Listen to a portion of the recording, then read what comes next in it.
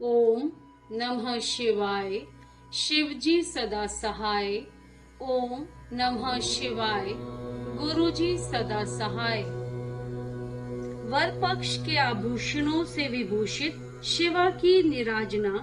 कन्यादान के समय वर के साथ सब देवताओं का हिमाचल के घर के आंगन में विराजना तथा वर वधू के द्वारा एक दूसरे का पूजन।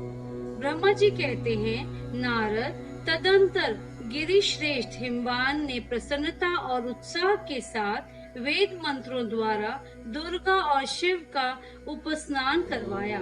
तत्पश्चात गिरिराज की प्रार्थना से श्री विष्णु आदि देवता तथा मुनि कौतूहल पूर्वक उनके घर के भीतर गए। वहां उन्होंने वैदिक और लौकिक आचार का यथार्थ रीति से पालन करके भगवान शिव के दिए हुए आभूषणों से देवी शिवा को अलंकृत किया।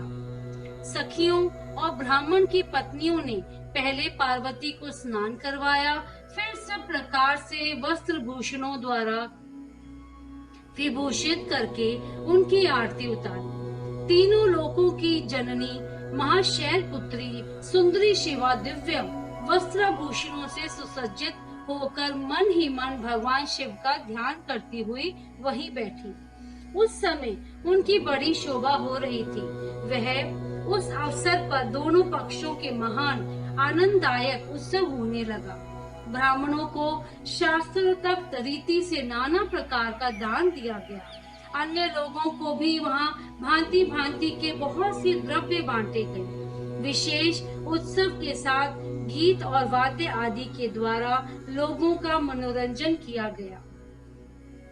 तदंतर मैं ब्रह्मा विष्णु भगवान विष्णु इंद्र आदि देवता तथा मुनि ये सब के सब बड़ी प्रसन्नता के साथ सानंद उत्सव मनाते हुए भक्ति भाव से शिवा को प्रणाम कर शिव के चरणाविंदों के चिंतन पूर्वक हिमाचल की आज्ञा ले अपने अपने स्थान पर चले गए।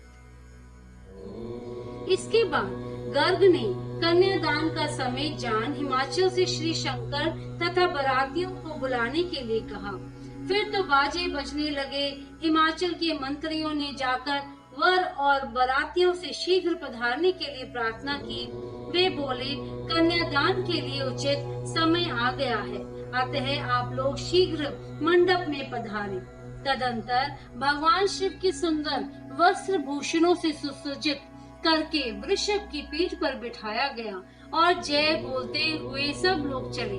भगवान शंकर को आगे करके बाजे बजाते और कौतुक करते हुए सब बाराती हिमालय के घर को गए। हिमाचल के भेजे हुए ब्राह्मण तथा श्रेष्ठ पर्वत कौतूहल पूर्वक शंभु के आगे आगे चलते थे।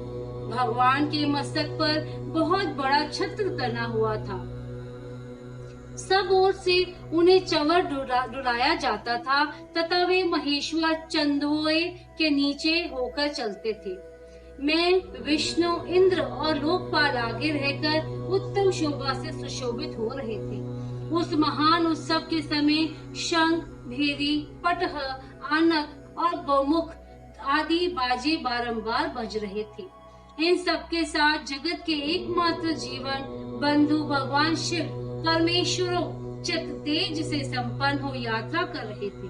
उस समय समस्त देवेश्वर उनकी सेवा में उपस्थित हो बड़े हर्षोल्लास के साथ उन पर फूलों की वर्षा करते थे। इस प्रकार पूजित और बहुत सी स्तुतियों द्वारा प्रशंसित हो परमेश्वर शिव ने यज्ञ मंडप में प्रवेश किया।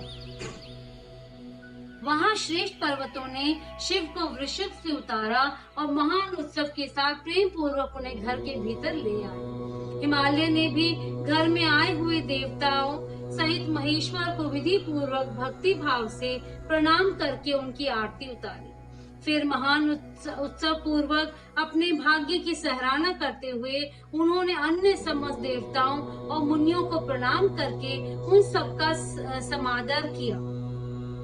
श्री विष्णु सहित महेश्वर को तथा मुख्य मुख्य देवताओं को पाद्य अर्घ देकर हिमालय ने उन्हें अपने भवन के भीतर ले गए। और आंगन में रत्नमय सिंहासनों के ऊपर मुझको, विष्णु को, शंकर जी को तथा अन्य विशिष्ट व्यक्तियों को बिठाया। उस समय मैना ने अपनी सखियों, ब्राह्मण पत्नियों तथा अन्य पुरोहितों के साथ आकर सानंद आरती उतारी। कर्मकांड के ज्ञाता पुरोहित महात्मा शंकर के लिए मधु पर्क पूजन आदि जो जो आवश्यक कृत्य थे उन सबको सहर्ष संपन्न किया। फिर मेरे कहने से पुरोहित ने प्रस्ताव के अनुरूप उत्तम मंगलमय कार्य आरंभ किया। इसके बाद हिमालय ने अंतर्वेदी में जहाँ समस्त आभूषणों से विभूषित उनकी कृशांगी कन्या वेदी के ऊपर विराजमान थी, वहाँ मेरे और श्री विष्णु के साथ महादेव जी को ले गए। तदंतर बृहस्पति आदि विद्वान बड़े उत्साह से संपन्न हो कन्या दान नोचित लगन की प्रतीक्षा करने लगे। गर्ग ने पुण्याह वाचन करते हुए पार्वती जी की अंजलि में चावल भरे और शिव जी के ऊपर अक्षत छोड़ा।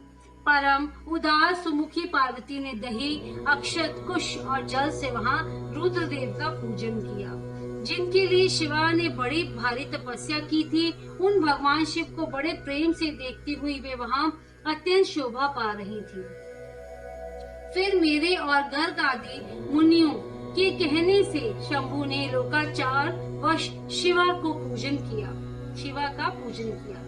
इस प्रकार परस्पर पूजन करते हुए वे दोनों जगन्मय पार्वती परमेश्वर वहाँ सुशोभित हो रहे थे।